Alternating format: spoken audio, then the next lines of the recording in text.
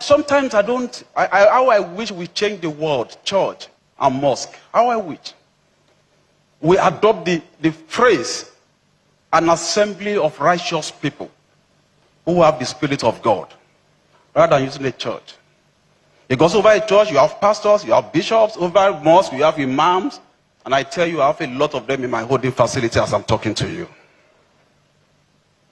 And I have a lot of them that are convicted for fraudulent practices. So sad. So it's a product of it's what comes out of your heart. You're a righteous man. Now I'm going to embarrass you today.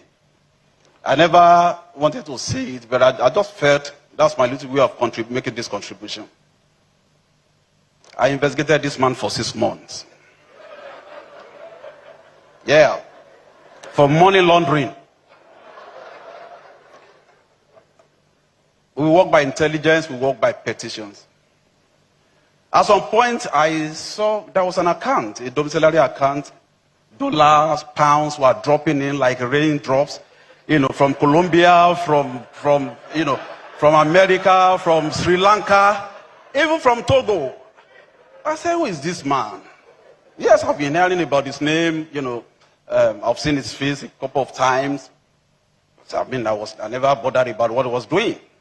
I knew he's a pastor. So they said he's one Pastor Jerezi of Streams of Joy. Go and investigate him. So we went to the investigation. We combed the books.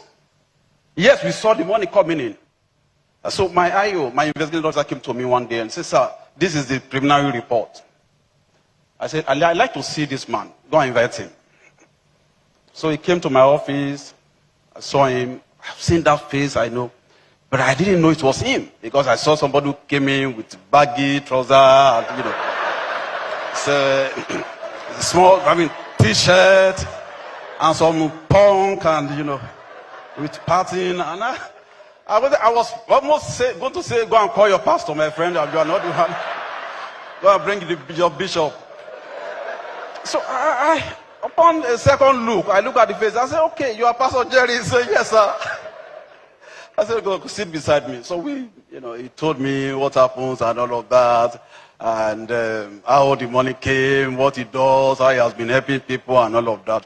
I said, you know what? I didn't call you here to explain to me. We have already done our work. I called you here to commend you.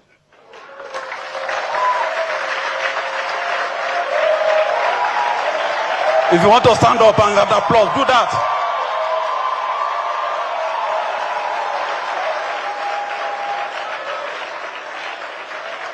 Thank you very much. Please take your seat.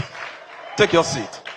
And I said, look, by virtue of my mandate, people identify us at the work we do with criminals, with suspects and all of that. I also have preventive, mandate. EFCC should also be identified with righteous people who have integrity. We must drum them up. We must drum them up. And you are one of them.